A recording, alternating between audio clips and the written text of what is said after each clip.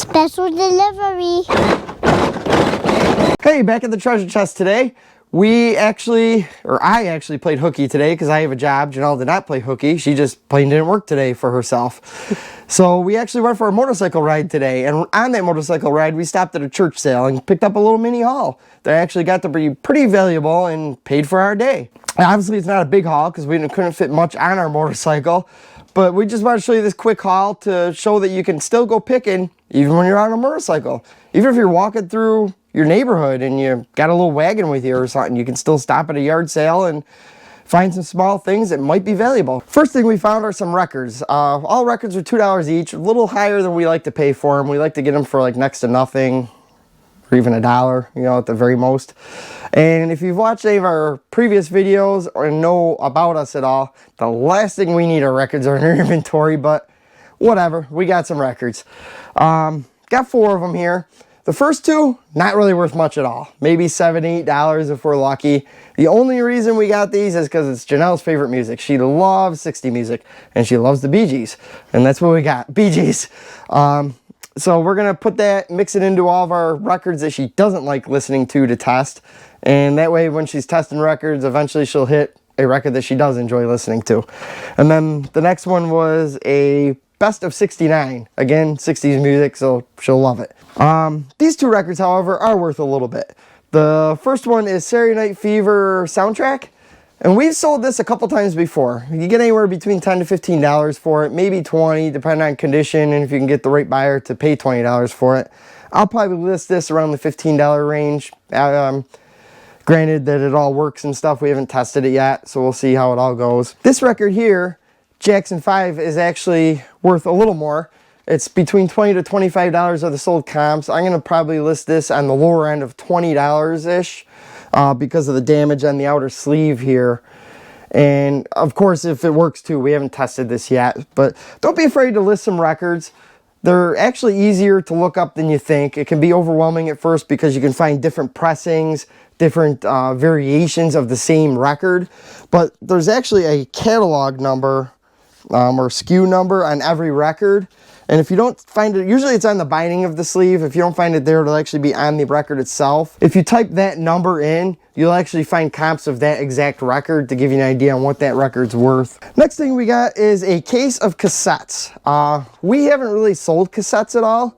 Haven't really listed cassettes. It's not really a niche we've really gotten into. I don't know why. I guess just they're not really worth much. The only reason Janelle got these is because this whole case was priced at $1. So we figured, what the heck? At first, Janelle was like, probably not going to get much for these, but even if we get $5, $10 for them, it's still a profit, right? Plus shipping, obviously, and shipping will be cheap. It's media shipping. Janelle was looking at these a little more and actually found quite a few Disney cassettes in here. So maybe we can lot up all the Disney ones together and sell like a Disney lot of cassettes. And then the rest, maybe we'll just kind of mix match them up depending on what we got in here. So we'll go through them. But like I said, it was only $1, so whatever we get for them, you know, and they're kind of pretty compact, you know, throw them in a bin somewhere. Next thing we got are some hats. I got 4 hats here. I mainly got these just because of the price of them. They were $1 each that they're priced at the section of the table they were all at. And by the time we got to the cashier, she actually only charged me 50 cents a hat. So that's pretty cool. I didn't really comp these at all. I more got them just because they were pretty neat. The first thing is a Mario hat. And this, I couldn't find sold comps for this exact hat, but there were similar ones. This Mario was like in a different spot or a different, you know, pose. And it was between $15 to $20. And I've only found one for sale of this particular hat for like $15. So I'll probably price it around that $15 range. And actually, if it doesn't sell, we'll give this to our son Frankie because Mario is his favorite. And I'm sure when he grows into this hat, I'm sure he'd love to wear it. This next thing is a vintage trucker hat, Kendall Motor Oil Company with the patch on there. These sell around $10 to $15-ish. I think we've sold a couple of these before. And it's got like a oil company on it, Deckman Oil Company. I'm guessing that they sold Kendall Motor Oil or delivered oil for that particular oil. I don't know. So we'll list that, see what we get for it. And then these are actually local to us, so it's pretty neat. I might actually list these on Facebook Marketplace for local because it's our gas and electric company, Rochester Gas and Electric for Rochester, New York. And this is a vintage one that they probably wore back in the day. And I thought maybe an RG&E employee or a retired employee might enjoy this hat. I'm not sure what I'll list it for. I mean, maybe there are sold comps for this. I'll check. But I don't know, maybe $15 to $20 even, just because it's so rare being, you know, local to us. It's not like a national hat that you can find anywhere. And then this one is actually really neat. If you're younger, under 40-ish, you're probably not going to remember. If you're 40 or over, and if you're from this area, you're really going to remember. We had a major natural disaster. It was a big ice storm. We got like a ton of ice that brought down a lot of trees, blocked roads, ton of power outages. Like the whole area was out of power for I think like 2 to 3 weeks even. I was pretty young. I remember staying at my grandma's house with extended family because we had a portable generator hooked up to that one house that we all kind of hunkered in just to have a few lights and some heat in. And I liked it because I was out of school for like a week, and that was cool for me. But this is a commemorative hat for the ice storm. And Rochester Gas and Electric, I'd imagine, made these hats, or had these hats made, to give to all the out-of-towners that came in, you know, the out-of-town electricians that came in to trim trees and get power back on for people. I mean, it was like a major rush to try to get power on and get roads cleared so we could travel again. The last thing we found were actually the home runs of our haul. This one was pretty good. This one was really good. A couple plush that Janelle found. There was a room with a big pile of plush in it, and Janelle sifted through that pile for most of the time we were there. I went around and checked out the rest of the sale, and I, be honest with you, I was starting to get impatient because I wanted to go for our motorcycle ride. I just wanted to ride. It was a beautiful day, 80 degrees, sunny day, and Janelle was digging through these plush, and I'm like, come on, we got to get moving here. And she actually found these two, which made it worth it.